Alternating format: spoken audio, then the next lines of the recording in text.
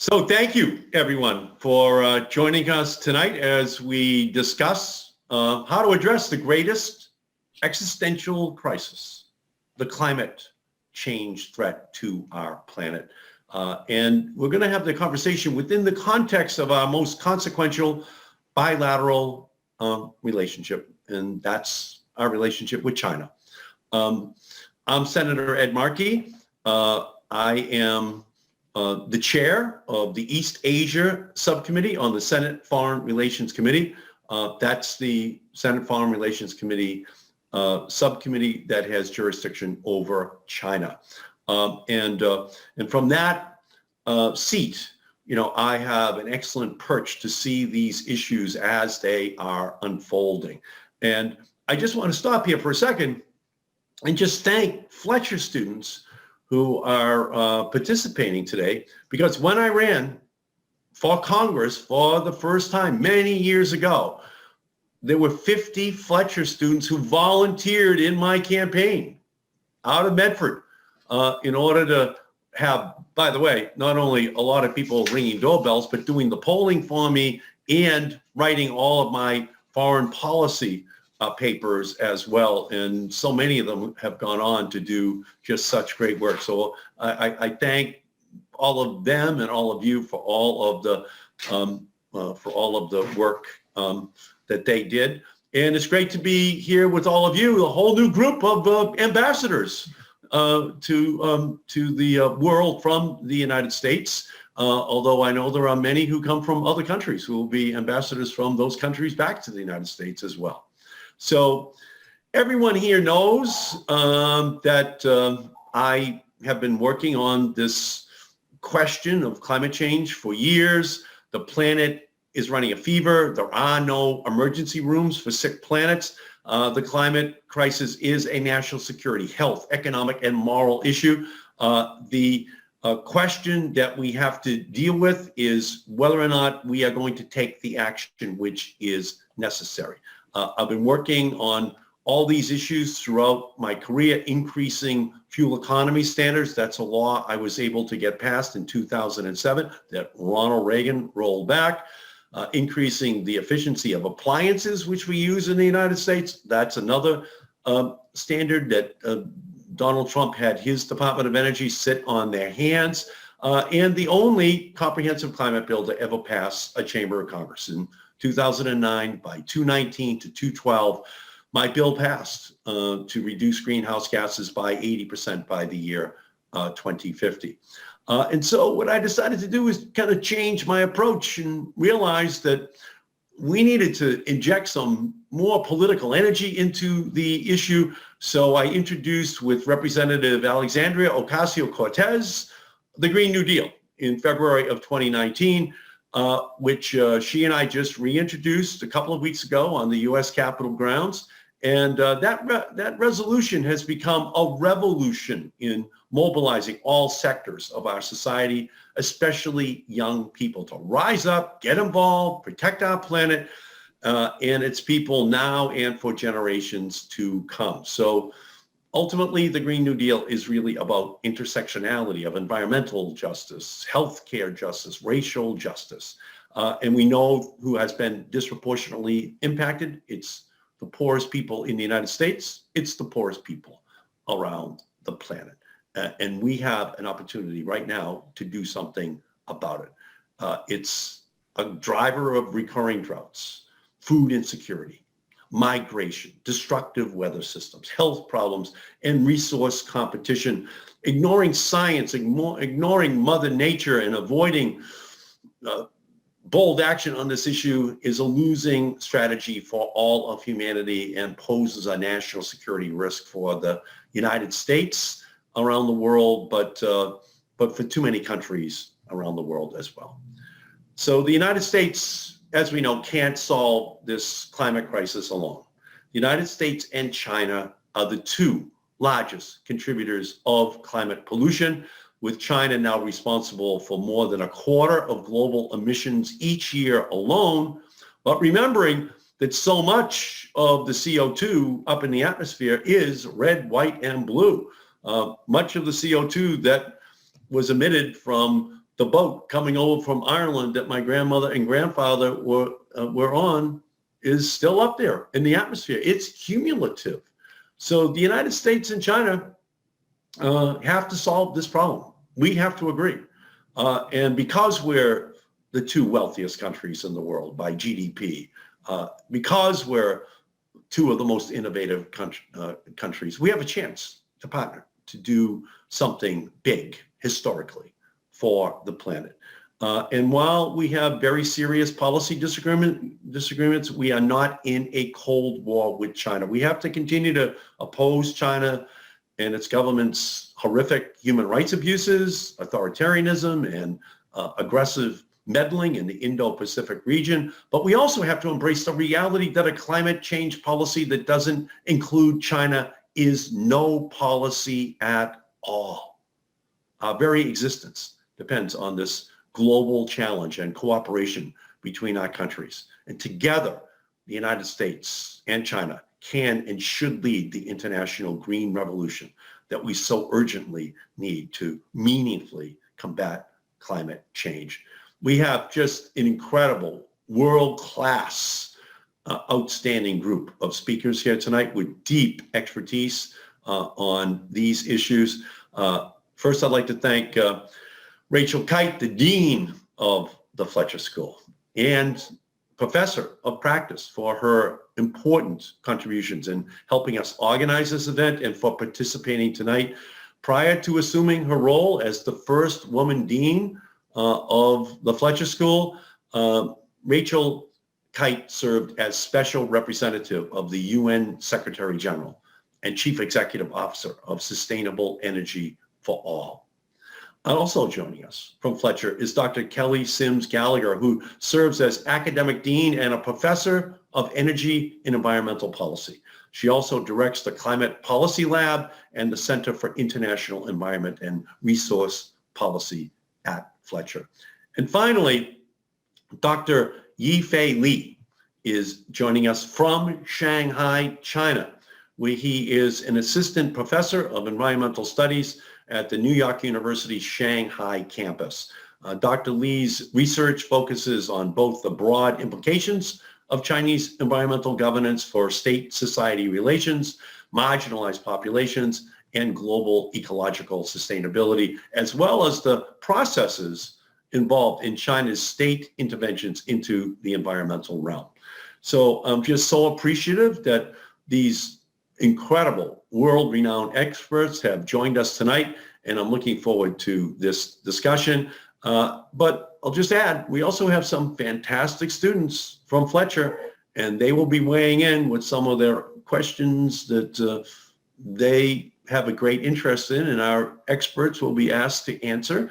And to the students, I say, whether you're studying business, health, or security, the battle to arrest the climate crisis is likely to shape your career, your future, as you well know. I don't need to tell you that. The decisions we make today will impact our tomorrow. We are counting on you to help save what Carl Sagan called the pale blue dot, the only home we've ever known. And it's our job to save it. So let me begin then. Let me just start us off. And I want to ask you, Dean Kite, why is it so important that the United States engages with China on the climate crisis?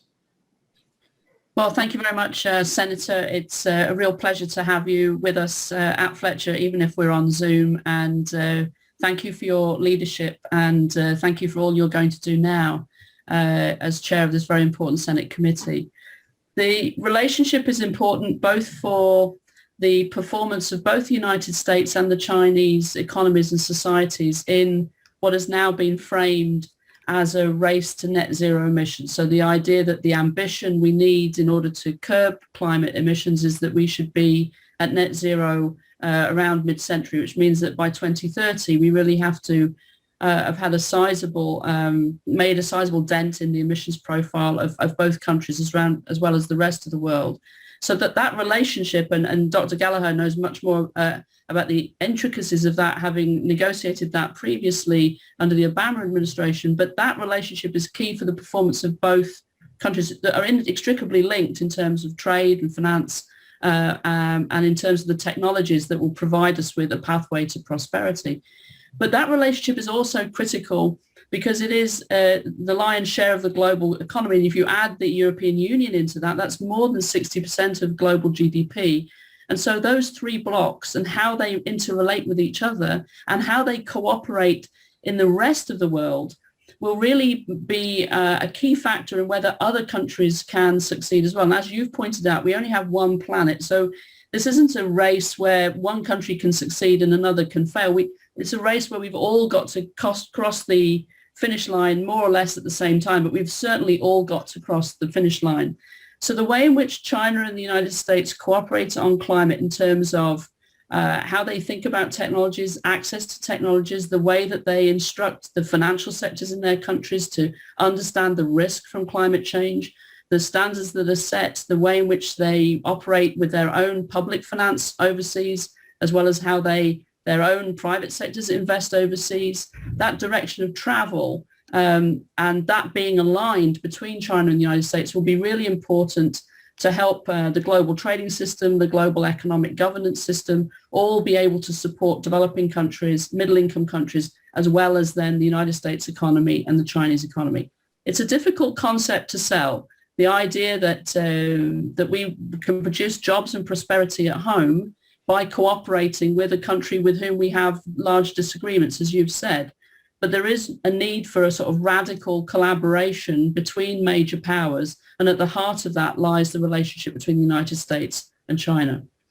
So thank you, Dean. So Dr. Li, just following up on what Dean Kelly just said, how does the Chinese government weigh climate change in their domestic and foreign policy? And what motivation does China have to cooperate with the United States on this front? Why don't they just go it alone? Thank you, Senator. It's a great pleasure and honor to be here. Thank you for that question. I think one of the things that we have to understand in China's calculus about climate partnership is this notion of ecological civilization, which for those of you who don't know has already been enshrined into the Chinese Constitution and the Constitution of the Chinese Communist Party. A lot of people tend to just dismiss the notion as mere propaganda. And I don't disagree with the fact that there is an element of propaganda in it, but we also have to understand that when the Chinese state elevates this notion of ecological civilization to such a high level, it has a lot of historical and ideological baggage that we have to unpack. Now, for one, the Chinese Communist Party has been projecting itself to its own people as a great force of civilizational revival. They constantly say that they want to, quote unquote, rejuvenate the Chinese nation. Now, historically, that whole idea hasn't been very clearly articulated until this emergence of the ecological civilization. They seem to be suggesting that the Communist Party isn't just reviving China back to any random kind of civilizational leadership, but very specific kind, an ecological kind of civilizational leadership for the whole world. And we have to understand that they're saying that this is a kind of leadership that hasn't been attempted before in human history. So in many ways, when they've elevated environmental protection in general and climate change in particular to such a high level of national strategy, it becomes not only a survival matter for the Chinese Communist Party, but really it embodies a whole lot of ambitions and aspirations on the part of the Chinese government to such a point that environmental protection is really becoming the very core of the Communist Party's developmental strategy moving forward. So in that sense, I think the room for collaboration, the room for partnership is obviously there. The real question is how to get to some concrete action. Okay, so before we discuss in detail what cooperation should look like, I'd like you all to give us an idea of what our climate efforts currently look like, so we can get a baseline that we're looking at. So at the recent Leaders Climate Summit, President Biden announced that the United States will cut greenhouse gas emissions by 50 to 52% relative to 2005 levels in less than a decade. And last year, China announced its intention to reach peak emissions by 2030 and carbon neutrality by 2060. So Dean Kite, what does the world look like in 2050 if the U.S. and China continue to independently pursue the climate initiatives they're currently laying out? Well, I think what we saw at the Leaders Summit that President Biden convened was, first of all, very importantly, the United States joining formally with its own domestic commitment to 52%, the sort of journey that the world is on. And you saw the result of energetic US diplomacy in other countries coming early in a year of climate diplomacy, because we're working up towards the climate talks in Glasgow in November. You saw countries coming perhaps earlier than they would have done otherwise, with a tightening of their commitments. And so as a result of the US diplomacy, what we see now is a tightened commitment by Japan, a tightened commitment by Korea, although still a problem in that Japan will continue to finance coal overseas. China, in advance of that summit, clarified, and I think the mood music was very positive, but we still wait to see for some definition from China between now and maybe the G7 or the G20 meeting. There's an important G20 finance meeting that will come in July, but we wait to see for some more definition of peaking of coal and some industrial and sectoral standards or commitments for how different parts of the Chinese economy will ratchet up their achievements. So what the US has done is sort of pushed everybody along this race a little bit faster because they are now in it.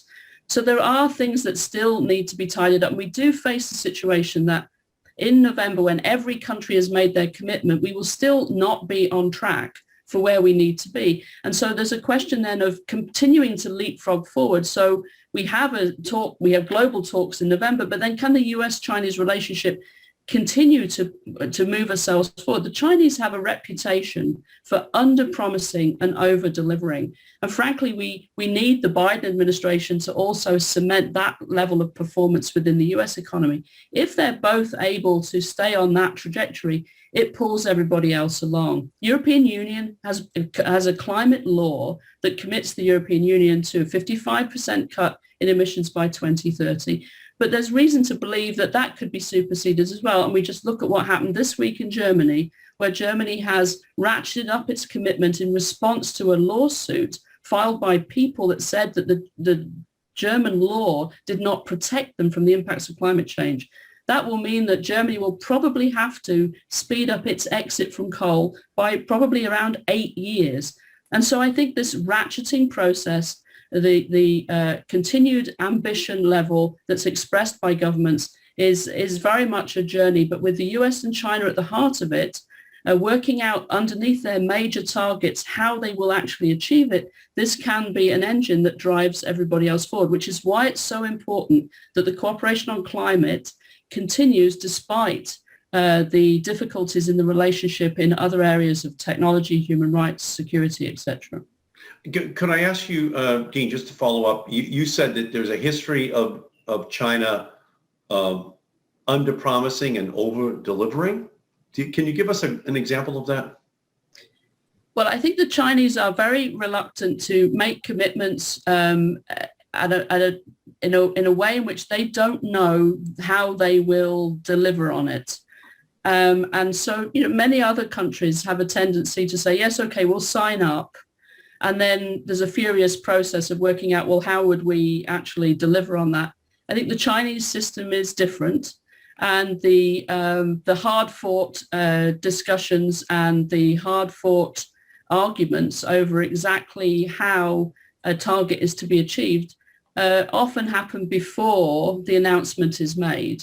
And so that then allows for overperformance, because as the data improves and as analysis improves, so it might be possible to even overshoot the target. Now, at the moment, of course, we're watching the Chinese economy rebound from the downturn in emissions that resulted in the early stages of the pandemic. China has come back with a vengeance, and in fact, its emissions have grown. And so we're at a very delicate point where some of the indications are that the Chinese would be able to pull forward in time some of their targets and some of their peaking. But at the moment, there is an extraordinary momentum in the Chinese emissions. And so we hope that they can continue to set targets and then perhaps overachieve them in the time in which they, in the time span that they've set for themselves. If I could just jump in, one very concrete example is their carbon intensity target, which they over-delivered on for 2020. And they've actually ratcheted up or tightened the carbon intensity target for 2025 in the context of their new 14th five-year plan.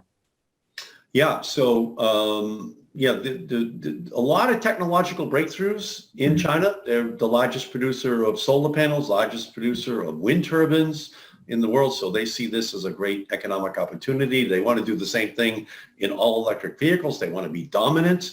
So it's a great economic opportunity for them, especially if the United States for 4 years under Donald Trump just sits on the sidelines.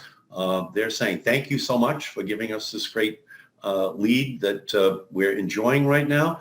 And let me ask you this, Dean Gallagher, oftentimes we fail to appreciate how the climate crisis is already affecting communities around the world. The Indo-Pacific in particular is one of the most vulnerable regions to climate-related disasters. With that in mind, I actually recently added a provision to the Strategic Competition Act just 2 weeks ago that passed out of the Senate Foreign Relations Committee that calls on the United States to create a robust interagency climate resiliency and adaptation strategy for the region. And that will be an important step for safeguarding the vulnerable region. But we have to think even bigger and bolder to protect the global community. So, Dr. Gallagher, what should the United States and China's goals be as we seek to ensure that the most dangerous climate impacts are avoided? Well, the first thing I would say is that long-term success depends on near-term action. So while we are, excited about all of these, net zero goals by mid-century, whether it's 2050 or 2060, we don't have a prayer of achieving those goals without near-term action. And I think the most important focus in the next year for both the United States and China needs to be the concrete policy action plan that gets the two countries on track to achieve their targets. In China, we just had their, release of their recent 14th five-year plan. I think there's a lot of room for more specificity. Can they have sectoral targets? Are they going to be restricting coal? Are they going to be capping coal? A lot of detail remains to be clarified. Are they going to tighten up their emissions trading system? And in the United States, we need to know, can Congress pass a bill? Can Congress pass the infrastructure bill? Can we get a clean energy standard? Can we implement the regulations where the Biden administration already has regulatory authority? These things are so important so that the domestic policy pathways must be clarified and acted upon. And then the second most important thing would be to really focus on the overseas agenda, as you just mentioned, because I think mainstreaming climate considerations into all of our overseas development finance and all of our development aid is crucial, not just in the United States, but also in China. China needs to work on greening its BRI, and the United States needs to work on showing up and being able to have something on offer. And I think one really important potential area for cooperation is partnering in some of these third-party countries.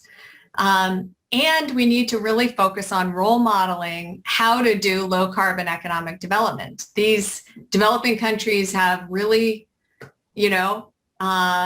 understandable development aspirations. They want to grow, but we can't afford to have a big new wave of emissions from many of these rapidly growing emerging economies, like you mentioned, in in the ASEAN region, they need to grow in a low carbon and resilient fashion. Yeah, well, I'm also on the infrastructure committee, and I'm the chair of the climate and clean air subcommittee on the environment and infrastructure committee. So out of that committee has to come the commitment that President Biden made. And I know one thing, you can't preach temperance from a bar stool. You can't tell the rest of the world, stop doing something, Exactly. and you continue to do it yourself. And a vision without funding is an hallucination. So we have to demonstrate that we can pass a big infrastructure bill, a green infrastructure bill, so that on wind and solar, all electric vehicles, plug-in hybrids, battery storage technologies, new transmission technologies, new agricultural policies, that we're serious. Otherwise, we can expect the rest of the world to not take us as seriously as they would, as we would like them to. But it's going to be actions, not words, that make the difference. So how do we work? Dean Kite mentioned this. How do we do this in concert with the EU and the UK and Japan and other partners and allies? So she raised that issue. Could you follow up a little bit in terms of how all of them have to be included as well? Well, I think there's an important agenda, and Dean Kite referenced the G7 and the G20, both of which will be taking place this summer. There's a pretty important agenda there where we can stop funding, the high carbon and climate risky or lack of resilient, development. So it's time to start restricting coal in overseas development finance. It's long past time for all countries to be doing that. And then I think just as important is the positive development agenda, which is really creating a new offering for infrastructure-led development. What do developing countries want to do? They want to develop, and most of them look at the China development model, which they see as an infrastructure-led economic development model. And I think the United States has this really important opportunity, as you're referencing, to showcase a low carbon infrastructure-led development model, right? We want to spur jobs and economic growth through low carbon infrastructure. And if we can show that that works, the demonstration effect will be very powerful around the world. I agree with you 100%. So let's turn to one of your fabulous Fletcher students, Brian Larson, who also happens to be one of my former congressional interns. So Brian, can you pose your question, please? Sure. Thank you, Senator Markey. I appreciate all the work you and your staff have been doing on the Green New Deal. So my question is, in order to meet some of the targets outlined in the Paris Agreement, it's critical that greenhouse gas emitters like China and the U.S. assist smaller countries in developing and financing green projects. So can the U.S. compete with China in financing green projects across the globe? And if so, how? So Dr. Gallagher? Yeah, let me tackle that. So first of all, we have a really important new institution in the United States, the Development Finance Corporation. And this institution, together with the Ex-Im Bank, absolutely can be doing so much more. And this was a tool that didn't exist, back in the Obama administration when I was working there. So I think we need to be harnessing the power of this new institution.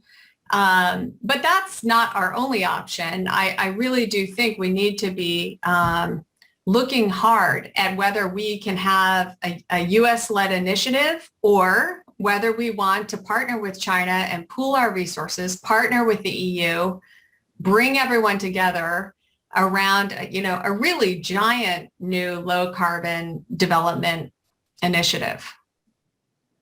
Yep. Thank you for that. And Dean Kite, I was just wondering if you at this juncture, you have any additional insights that you'd like to add, just so that the audience can have your perspective as this conversation is unfolding?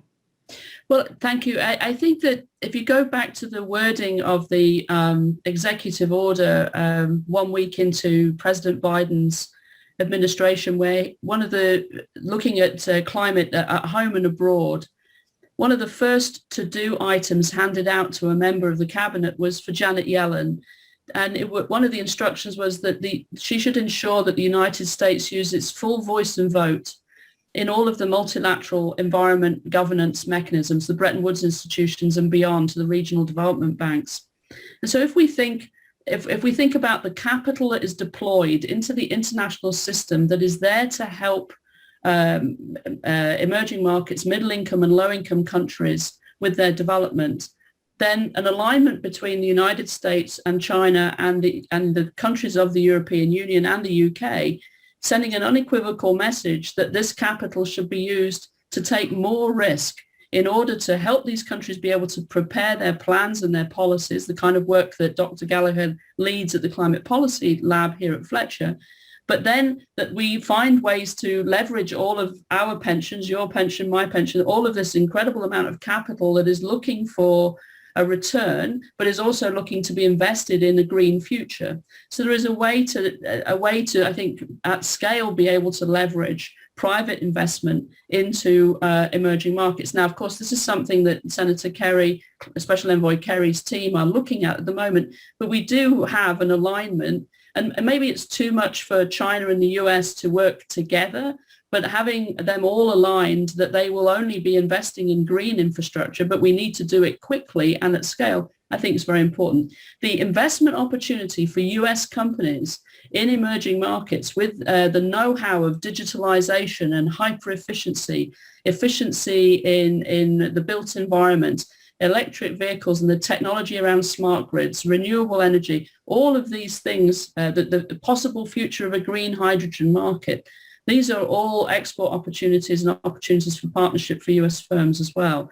So I think that we're beginning to see in the preparation for the G7 a sense of using public money more aggressively to support building back better but green, and then ways in which to leverage private finance into these countries, and to do so quickly, because as Dr. Gallagher said, it's really this decade that we have to make major inroads into emissions, but also build resilience and adaptation capability in countries that are facing the full force of climate impacts already.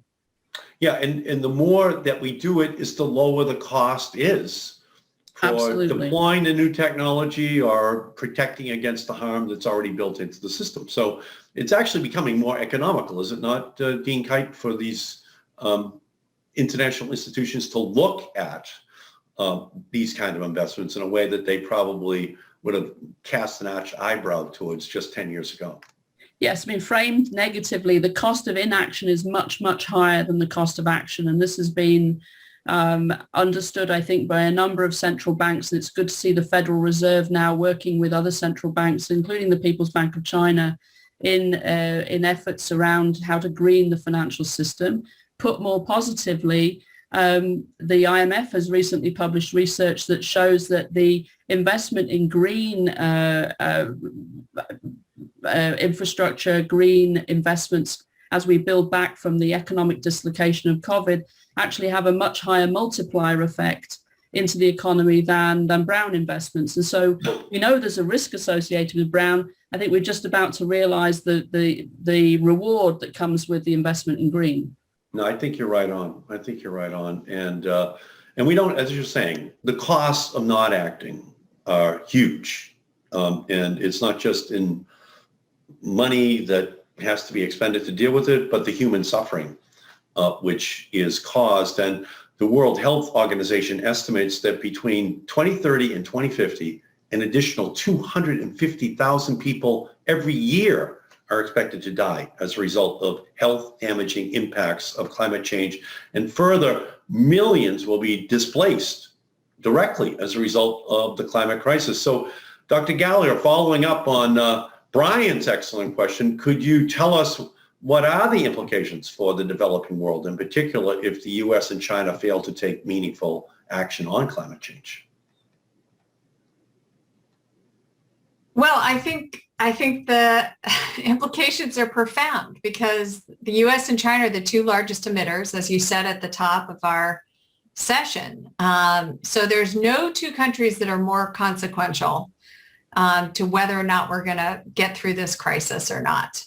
And the developing countries, by and large, are far more vulnerable than the industrialized countries because they don't have as much capacity to be resilient to the changes, which is not to say that, the United States is weathering the climate crisis and,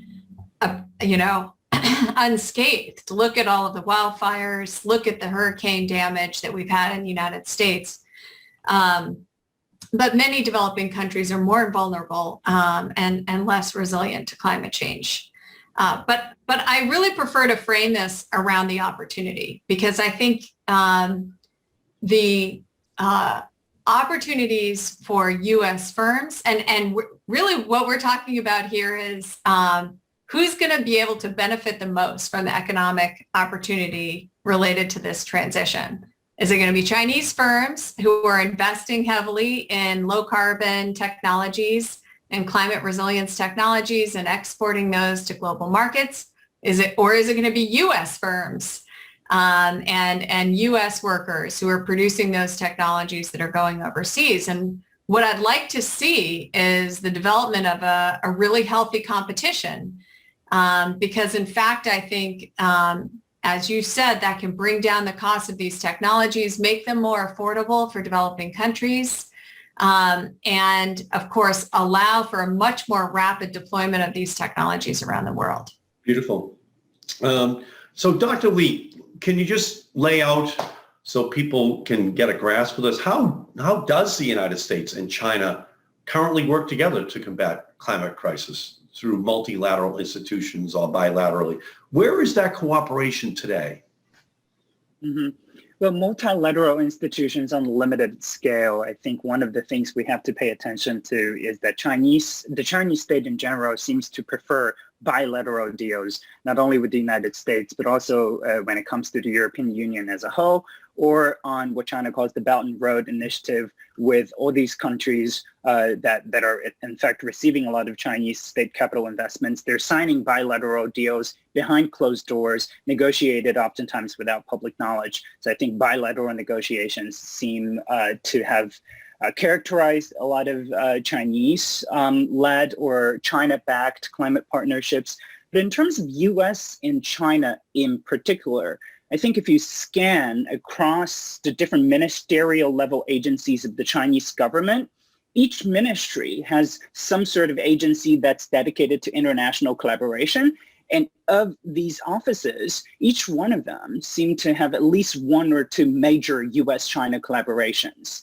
The Ministry of Housing, for example, in China, has an active collaboration on eco-cities. The National Development and Reform Commission has an active collaboration with the U.S. Department of Energy on low-carbon cities. So we're seeing a lot of these small pockets of experiments all over China that are utilizing U.S. technologies. In fact, my former employer, Johnson Controls, which is a Milwaukee-based energy company, is very active in this field, and they're continuing to do a lot of that.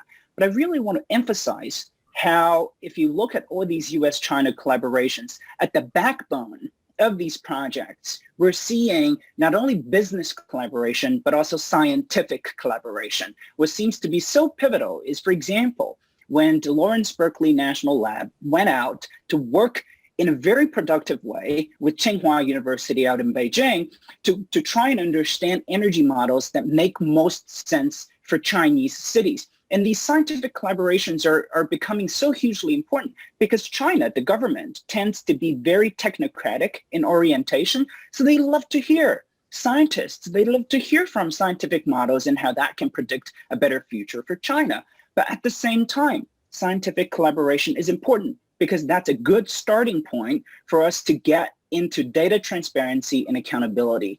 And that really is what I think is the most important stepping stone towards a good, transparent governance model, towards equitable, measurable, verifiable governance models to combat the climate challenges that we have. Thank you so much for that great answer. And again, we have this very tense relationship with China over coronavirus, Hong Kong, South China Sea, other issues as well. But at the same time, we want to pursue cooperative agreements with China on climate change. So I'd like to turn to Chi-Chi, a PhD student at Fletcher, who has a question on this topic. Please, over to you, Chi-Chi. Thank you, Senator Markey. My question is, are there low-hanging fruits in the near-term U.S.-China climate cooperation that do not require congressional approval, do not touch upon the two countries' areas of competition, but still could potentially make a substantial contribution to the global climate change efforts? Thank you. That's a great question. And from my perspective, there are several initiatives the United States and China could pursue right now. The United States and China can and should try to negotiate a UN Security Council resolution on the global climate crisis in order to highlight the issue as the international security concern that it is, and shows the world that the United States and China are serious about their attention to climate change. Further, the United States should explore mutual commitments to aggressive emission reductions, development and financing of clean technology, using international aid and mechanisms to help the developing world build resilience and transition to a clean economy.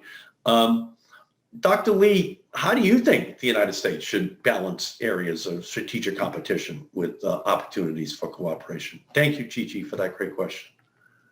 Sure, great question indeed. I want to emphasize sort of a number of different things. I'm very sympathetic to the idea that Special Envoy Kerry advanced in Shanghai when he described climate change as, quote unquote, a standalone issue between the United States and China in the context of all these disagreements in the other areas. However, I do want to point out that climate change by definition affects a very wide range of policy areas. If we look at concrete action items under this general rubric of climate change, conservation, for example, it touches on climate change, but also has implications for ethnic minority rights in China. Energy policies, yes, climate change, but also it has implications for intellectual property rights. Hydropower, for example, it has geopolitical implications. Atmospheric engineering, it has territorial implications. Green job development, obviously, it affects industrial and trade policies as well. So even though I'm very sympathetic to this desire to pursue climate change as a standalone issue, I think we still ought to be thinking about what Secretary Blinken said in characterizing the U.S.-China relations, where he said, and I quote, this relation needs to be competitive when it should be, collaborative when it can be, and adversarial when it must be. You know, this layering of agenda items is so important because climate change doesn't fall into any one of these baskets. It falls into all three of these baskets. And we need to be thinking about specific climate change issues that fall into these moments of competitiveness, and others that fall into these moments of collaboration, and others that fall into perhaps an adversarial moment between China and the United States. One of the things which I think is important and is an issue that hasn't been brought up nearly as much as it should, in my opinion, is stability. The Chinese regime is obsessed with stability.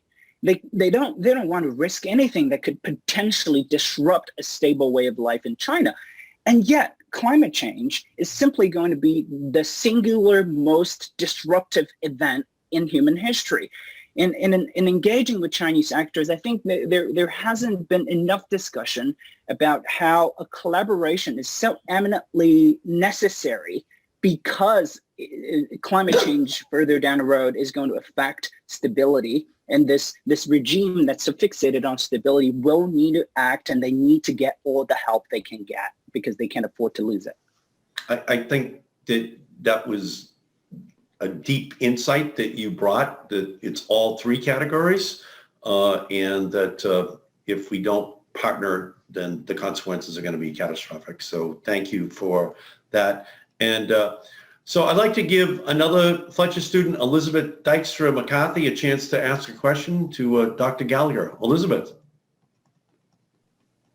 Thank you for everyone's thoughts today. So I wanted to ask that given China's dominance in the renewable energy supply chain from rare for renewable technology, is this an opportunity or an obstacle for working alongside China?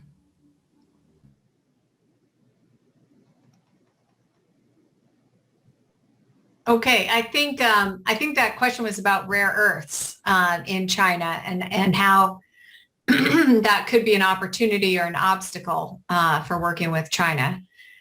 So it's an excellent question because China has a very large proportion of rare earth minerals on Earth, and these rare, by most estimates, about a third of the total global reserves of rare earths. And these are used to manufacture a lot of our clean energy technologies. It's important to recognize, though, that China doesn't exclusively have all of the resources. Many other countries have rare earths as well. Vietnam, I think, is the number 2, and the United States, Brazil, and many of our other trading partners have rare earths. So I anticipate that there will be a good global market for rare earth minerals around the world. I think one very important area that needs some work is considering what the environment and social safeguards are around the mining of these rare earth minerals. And it would be great, I think, to work on a global agreement about how to safely mine and produce these rare earth minerals so that we don't create more environmental damage and also put communities at risk as a result of the mining of these types of minerals. Beautiful. Great answer. And our final question tonight comes from another Fletcher student, Nick Westerfield. For you again, Dr. Gallagher. Nick, would you please ask your question? Absolutely, Senator Markey. Thank you so much. My question is, we touched a little bit upon the tensions that do exist between the U.S. and China. And so is the U.S. prepared to engage with China on climate, even if dialogue breaks down between the two countries on other fronts? And Dr. Li, same thing for you. Is China prepared? You were talking about how they prefer these bilateral relationships. Thank you. Well, Nick, that's a really good question. I thought it was symbolic that former Secretary, now Special Envoy Kerry, he was the first Biden administration official to actually go to China. And it was symbolic that he's in charge of climate diplomacy for the United States now.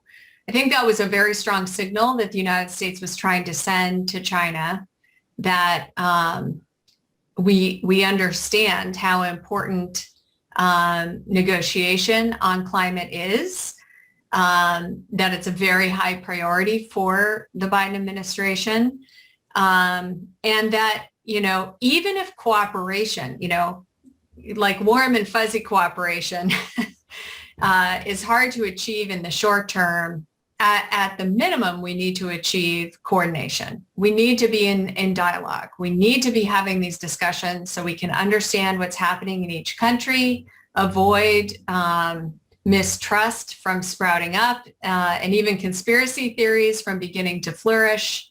And so I think there's no question that both countries have signaled already that they understand the gravity of the situation, the importance of coordination between the two countries. And I think they're off to a good start by having these early meetings, having Kerry go to Shanghai to have these meetings. I think we're headed in the right direction. And it was probably premature to expect, some breakthrough at their very first face-to-face meeting. But I'm glad that they've started the conversation. I know it won't be easy given all the tensions in the bilateral relationship, but we can't afford not to cooperate with China if we want to solve the climate crisis. Great. And If I could just add directly to that, just like the United States can't afford to not collaborate with China, China can't afford to not collaborate with the United States. Now, one of the things in terms of political signals that was very clear a couple of weeks ago was that when Biden called for global leaders to meet at the summit, China could have said no. China could have said that that was a U.S.-led world order that China is actively challenging, but no, they didn't say no. They showed up.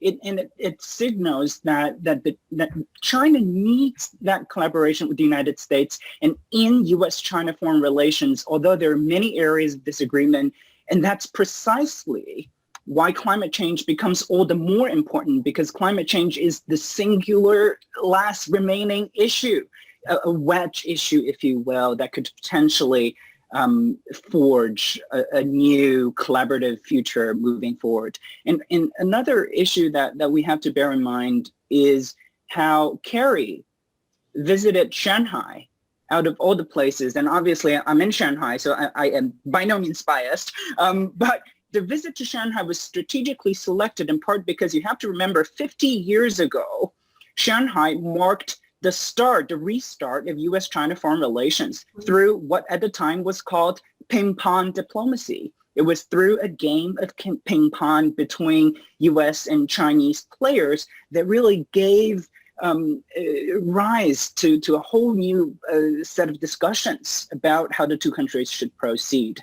And we marked that 50th anniversary of the ping pong diplomacy in Shanghai through a lot more ping pong games between Chinese and American players just a few weeks ago. And Kerry's visit, timed at the 50th anniversary and located in the city of Shanghai, suggests that there is an element of consensus between the two countries, that this wedge issue of climate change is perhaps the ping pong moment of 2021, and nobody can afford to lose it. that is a great answer. Thank you. And thanks to all the students who asked just fantastically great questions, excellent questions. And we want to thank everyone who tuned in to watch. Dean Kite, do you have anything you'd like to say here at the close of our session? And thank you for hosting us this evening. Well, no, but thank you. This is a story that will continue to unfold and is a critical relationship at the heart of really a global challenge. And so, you know, there's that phrase that you should always do the best that you can until you can do better. And then when you know how to do better, you should do better. And that's the relationship between both countries. And there will be multiple touch points. How they meet at the Security Council, how they meet at the IMF, how they meet in the multilateral financial system, how they meet in the UN Framework Convention, the Paris Agreement, but also how they meet in governing the deep seabed, and how they will meet in Africa in terms of support on the WHO. In every place where they meet, climate is now everything, as the front page of Time declared 2 weeks ago. And so this relationship is key for all of human progress. And so I hope that we can bring you back to Fletcher to keep on looking at how this relationship matures. Thank you. Thank you, Dean, so much. And thank you for your great leadership in your past and what you're doing right now at the Fletcher School. And just a brief anecdote, after the Waxman-Markey bill passed in 2009, Speaker Pelosi and we went to Beijing to meet with President Hu. And we spent 2 hours with him in May of 2009. Mm-hmm. And he wanted to know what was in the 1,400-page bill. Ultimately, the coal states of the United States were going to kill. And he asked us in detail about what are our plans for wind, for solar, for all electric vehicles. At that point, the Chinese all-electric vehicle was a glorified golf cart. And they wanted to hear, the president of the country wanted to know. And then we spent 2 hours immediately after that with Premier Wen, who was like their domestic planning czar. So they listen to and follow what we do in the United States very carefully.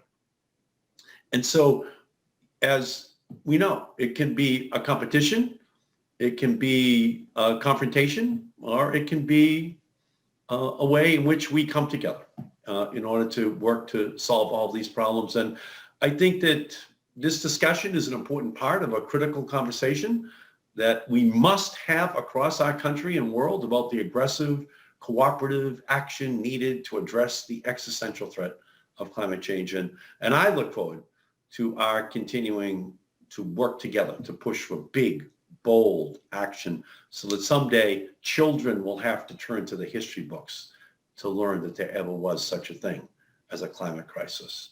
That is this generation's responsibility. We thank you all so much for joining us this evening, and have a great night.